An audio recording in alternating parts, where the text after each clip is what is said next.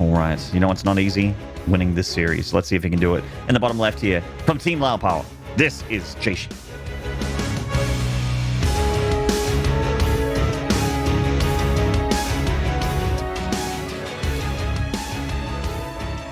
And in the top right, in the red trunks from Good Game Gaming, Cyan. Are you a good game gamer? Guy in the chat.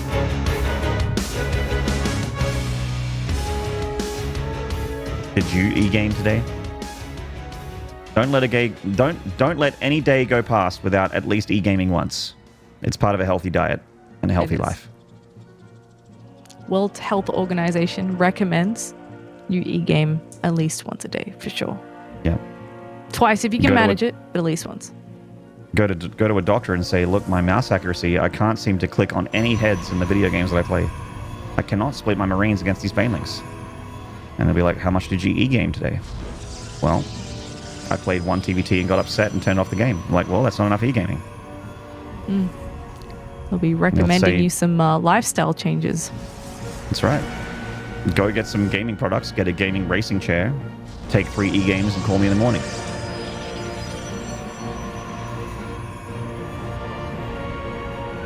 Alrighty. Well, both players keen to expand here in the early stages. Yep, this map is very popular for the 1 gate expand, which means it's also popular for the 1 gate expand block, which is, you know, if you want to go really ham, the pylon and the cybercore. Yeah.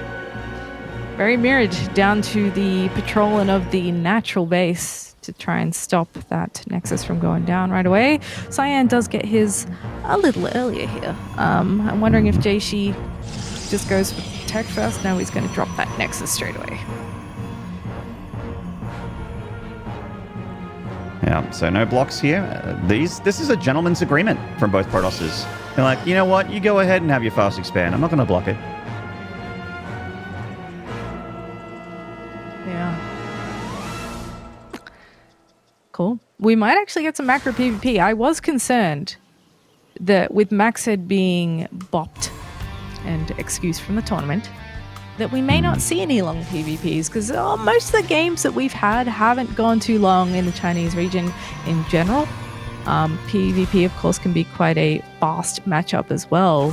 But just because of Max's playstyle, we do get some really sick macro games, usually at least once in the tournament. So I did wonder if we would be seeing any of that. Yeah, Twilight going down here for Cyan. Stargate for Jieshi. And yeah, ooh, a catch, but she's getting summoned through the Bifrost and returns to Asgard. Nicely done. And the Phoenix is the weapon of choice for Jieshi here. Good utility, good scouting, and can also be quite good defensively as well if you can pick out some of them key units, slow down your opponent when they're trying to leave the base. I like the hallucinated oracle here as well. It's the fear of God into your opponent. Might force out a unit that they didn't want to make.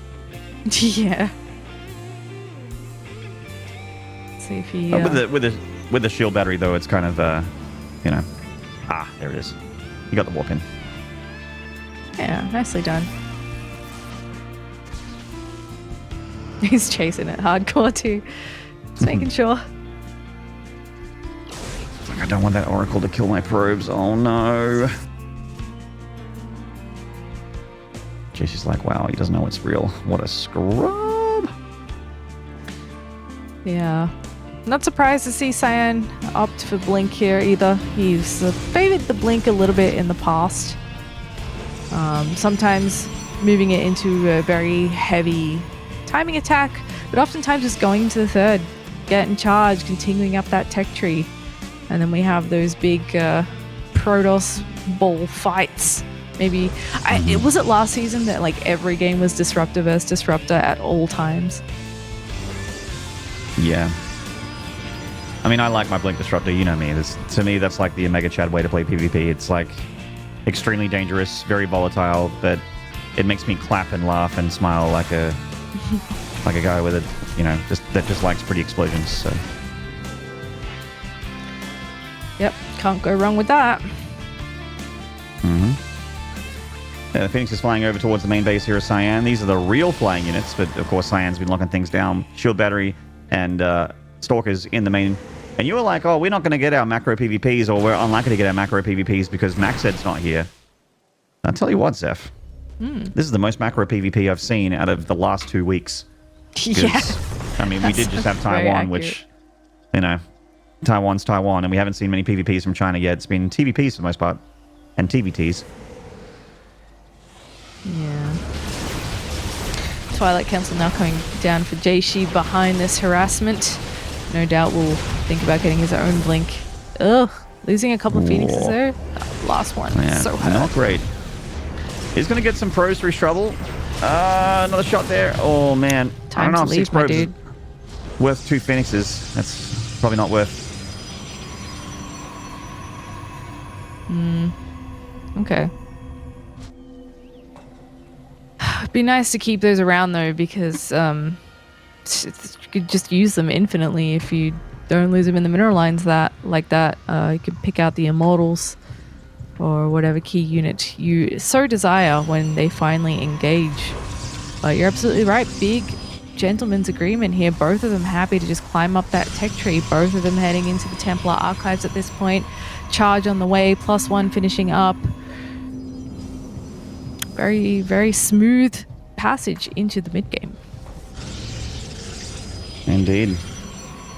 And it's straight up Charge Lot Immortal Archon. The most beta of PvP armies. No one's man enough. No one's got the cajones to go Blink Disruptor. I'm disappointed.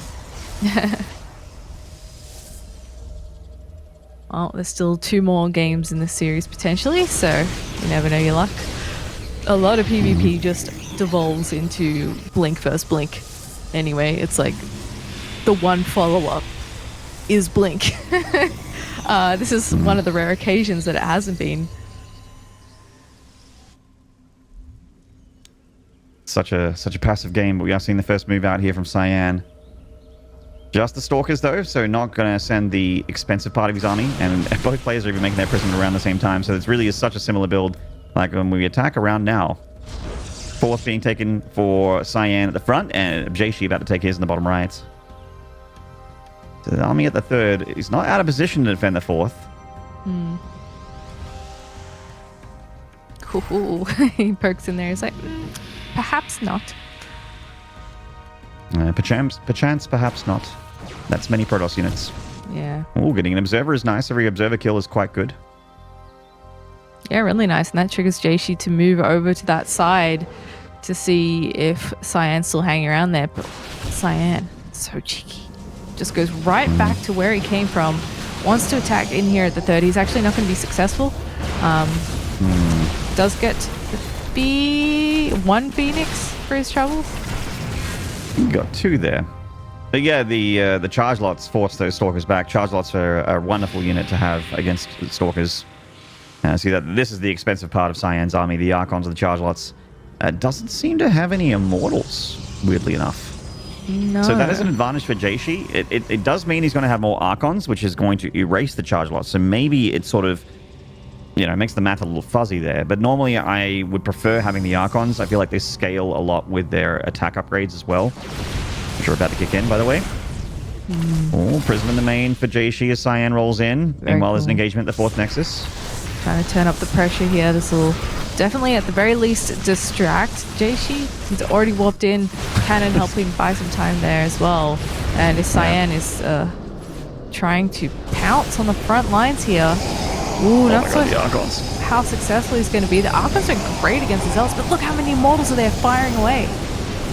Yeah, the Immortals are actually doing an incredibly good job against the Archons here, with the front line going away for Jieshi. And the main base, I think that 1 cannon and 1 other unit actually held because of overcharge. So the overcharged shield battery just kept that cannon alive forever. And that cannon was just like, suppressing fire! and all the Zealots just disappeared, so. Good stuff. Shield batteries with overcharge, not bad. Yeah, and that was the first real attempt at an attack we've seen. I do wonder if Jieshi, having gotten the better end of that exchange, is now looking to press his advantage. He's got a sick amount of Immortals in here. That's a lot. of damage output. It's always scary to attack into your opponent's defended base, though, so perhaps he's looking for a different angle towards the third. Trying to save his warp prism, though. That does mean no front reinforcements are easy here for Jieshi, which may cause him to disengage, because attacking into this without frontline warp ins is like, not suicidal, but definitely like a risky play.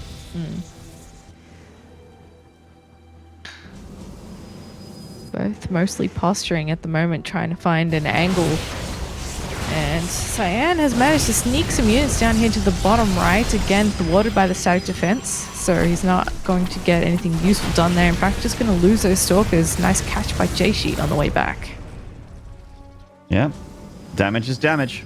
Speaking of which, Cyan looking for a bit more here with that prism on the left side. Going to try his hand once more on the main base. Jieshi rotating through the middle of the map, just trying to find an angle. He's at that supply where he just really wants to make something happen. A little bit supply blocked, actually. Unfortunately, he's dropped 3 pylons to deal with it. 4 pylons, excuse me.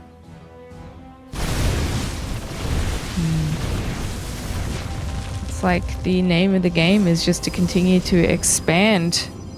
There's some thoughts given to using warp prisms, but not a whole lot of success on the harassment front, particularly for Cyan, who's had a couple more attempts at that so far.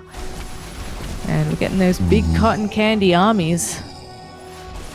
Yeah, a lot of cotton balls here. Jieshi's got the lion's share by the looks of things, and he's also got the immortal 5 out. Oh my god. Is there any even point making charge loss against this many Archons? No, not really. Oh, it's man. It's like just dropping a bit of water into a flame. It just goes. The Zealots just disappearing to the Archons, man. Oh my god, this fight for Cyan was not good. Oh my. He needs immortals, man. You can't attack into an army that has 7 immortals in it. You just can't. No, he's got the Archon advantage still, but with the immortals and this War Prism juggling things around, I don't think he's got the power to break through it. Another charge lot warp in, but there's still Archons here for Jieshi, which means the charge lots will not last long. Yeah. And the barrier is only just now being triggered for Jieshi, and he cleans it up with Zealots to spare, and all the immortals remain alive here. And he's just gonna press the issue by the looks of it, at least try and get something done with that warp prism, because he just slaughtered all the valuable units of Cyan. And with those immortals in tow, he's totally fine to keep moving ahead here. He's gonna warp in some more Templar to make the Archons. Yep. Beautifully done. Jieshi is a dead-eyed shark right now, a great white in the ocean, smells the blood of his victim Cyan in game 1, and he knows that an attack will win the game here. While Jieshi is taking a little bit of damage at the 4th Nexus, this army cannot be stopped. Yeah, that's exactly right. I am a little bit confused. Why no immortals? I mean, he opted to cut their immortal in lieu of having more Archons, or just like a little bit more production. You have to, you're giving up the immortal for something else. But whatever that was, like if we have a look at the replay and really break down where those extra resources went for Cyan, it did not cut the mustard. Was not enough. I mean, I feel like we're now 14 minutes in the game, and he obviously now he doesn't have any immortals, but he never even seemed to think about making them. And that's really what won Jieshi the fight. You have 6, 7 immortals. That's immense firepower. I don't care how many Archons you have. That's going to make the difference. So GG. Jieshi takes game at number 1. GG for Jieshi. Well played. And this is a best of 3, so he's 1 map away from going to the round of 4. And that means we're 1 map away also of seeing Cyan potentially not make the round of 4 for I feel like the first time ever in since the EPT's kicked in. Crazy. Yeah. If it's not Cyan, it's got to be Jieshi going deep, right? That's, I look at that top 4 and I feel like whoever comes out of this match is the one with the best chance of going toe-to-toe with time. But, sure. Wow, this was a really passive game for most of it, wasn't it? Yeah, I mean, this was one of those games when they went for the really fast 3rd Nexus, I'm like, this is going to be one of those longer ones. You already know when both players take their 3rd, they're not really blocking expansions, not getting each other's faces. There wasn't really much harassment until like the 9-minute mark or like 8.5-minute mark. And this was the big fight, by the way. Like this moment, actually kind of already sealed the deal. Like, didn't seal the deal. Maybe it was this moment. It was this fight. So yeah, the charge lots are streaming in for Cyan. He feels like with a huge charge lot advantage that he's got this. But the Immortals, look at them sitting inside of this Archon donut, safe as houses. Nothing hurting them whatsoever. And then when it got their time to get in range of those Archons, they deleted them from this plane of existence. Yeah. And from there, he could just steamroll straight through. There's nothing that Cyan could possibly make in enough numbers to contest that. So a rough one, all that macro to basically end after one big fight. And all down to that army composition. I mean, StarCraft games can be that way sometimes. You can have a really good macro game. You can do everything great fundamentally, macro-wise. You nail your build orders. You don't miss your upgrades. You don't get supply blocked. You get up to your 75 workers and your 4 bases or whatever you want to get to as the your macro plan is fulfilled. But then you lose a fight so one-sidedly badly that a good player will know that a counterattack will very likely kill you. And that happens a lot in StarCraft too. But when players are really closely matched, you see a lot more scuffles and several fights all over the place, and that's the really beautiful stuff that you love to see. But unfortunately, that wasn't one of those games. We are going to take a short break and see if Game 2 is any different between Cyan and Jieshi. Do not go away. We'll see you then.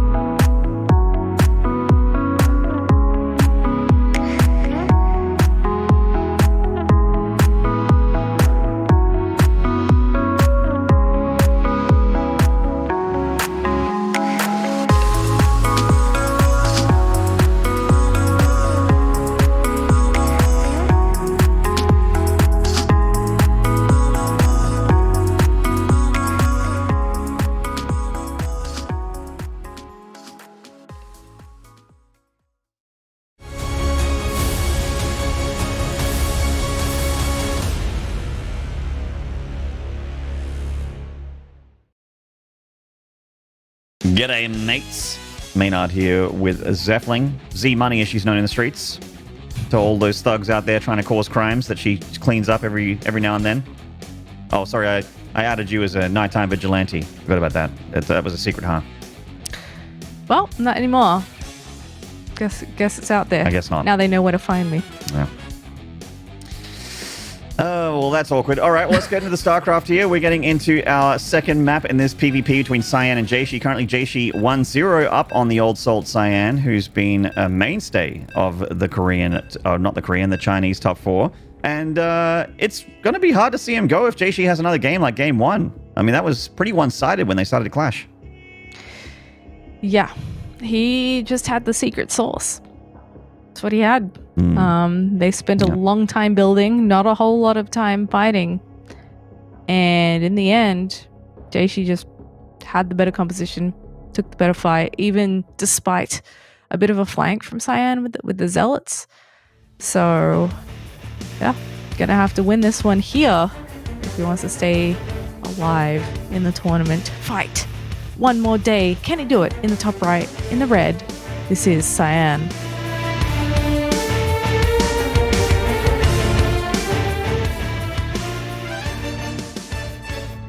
And in the bottom left, currently on match point here from Team Lao Power, looking real good in game 1. Can you repeat that performance and get a 2-0 here? This is Jieshi.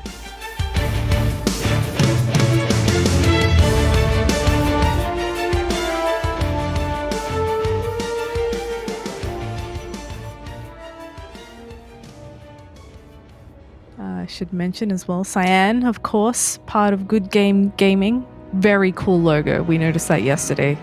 Yeah. I don't know if that's new, but I thought, very slick. yeah, I'm pretty sure it's new. Now, I thought that purple thing was a Zerg unit. You know, the 3 races, GGG. One G for each race. But apparently it's a Stalker. So, are they hating? Maybe. Where's No the Zerg Zergs unit? made it into the top 8 for China. Right? So the Zergs haven't earned their G. You gotta earn your G, Zerg. That's right. It's a good point. Nothing for free here in this StarCraft world.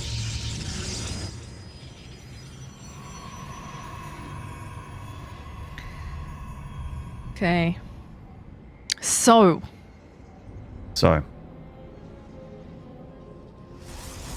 I'm feeling like Video games, am I right? Yeah, this video game could be another tame one if the first one's anything to go by. See how we go with the Expanderino and where the tech goes from there. But already a little bit of a difference here in the openers, of course. Instead of a 1-gate expand, we have opted for 2 gates. Yeah, the two gate builds here is the more quote-unquote normal PvP opener. It's quite safe. It could also turn into pressure, depending on what you make out of these gateways. Looks like Cyan more keen to expand as he went to the Sentry a little bit earlier. Jieshi could poke a bit more with the power of these 2 Stalkers. See what he follows up with. You can always do another pair and come in to terrorize the land of Cyan. And there we go. 2 more queued up right there. Once again, opting go into the tech, which is the good old Twilight Council. Or as our French friends call it, the Twilight Council. Is it actually? And I think they either say it in French or that's how they pronounce it in English. But either way, it makes me smile every time. I love the French. It really is wonderful. I had to go for a while at learning the unit names in Spanish, and I found that some of them have completely different names, and some of them are just like a Spanish version of the English name, like they're just saying it with an accent. Ooh, look at that. Cyan's over here playing a macro normie game. Jieshi's like, oh, I'm getting a Nexus, but I'm also getting a little something. Someone on the side. Yeah. Sliding some tech in my main, you'll never know. Well, Cyan should be able to scout it. The power of the Sentry here is with the hallucinations. You get to see everything, and there's one in the main right now, and there it is. Oh! Was it enough? Did he see it? I think he might not have. Oh, he just saw it.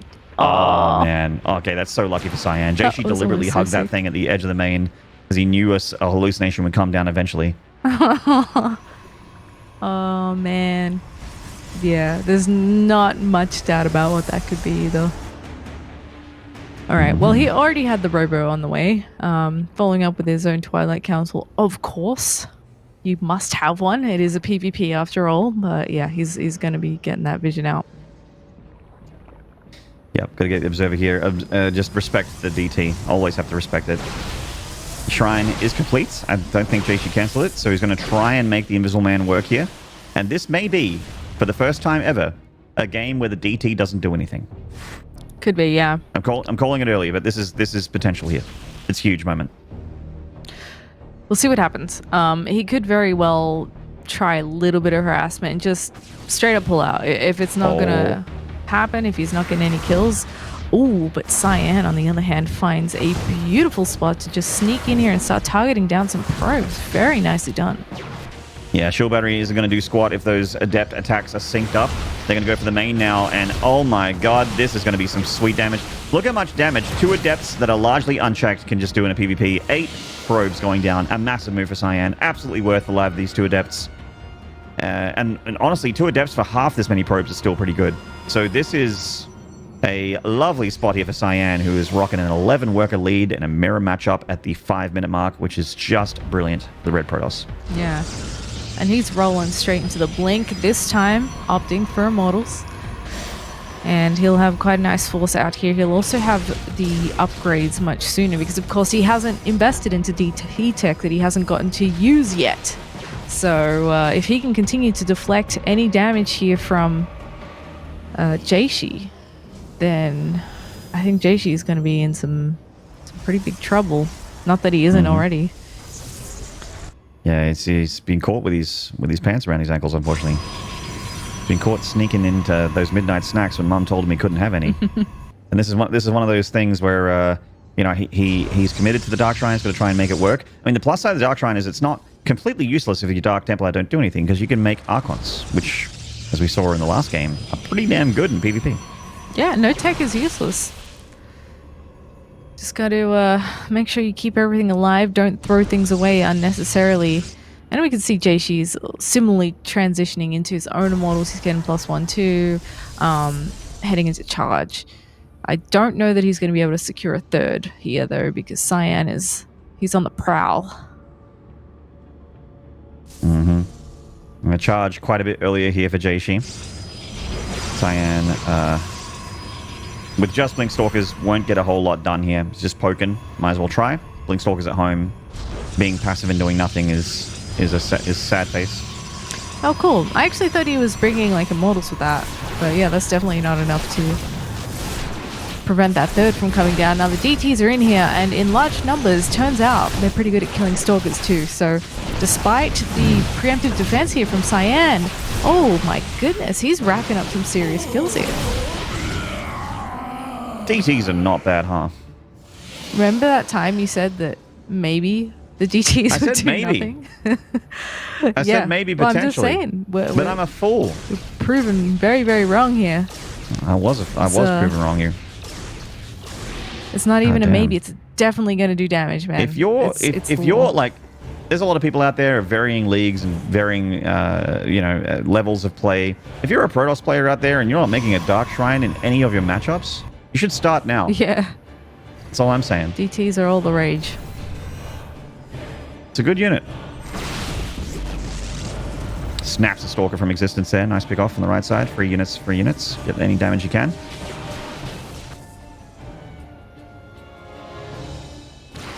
Alright. Warp Prism looking for some more targets. You can tuck that in a corner. There's nothing to kill here just yet.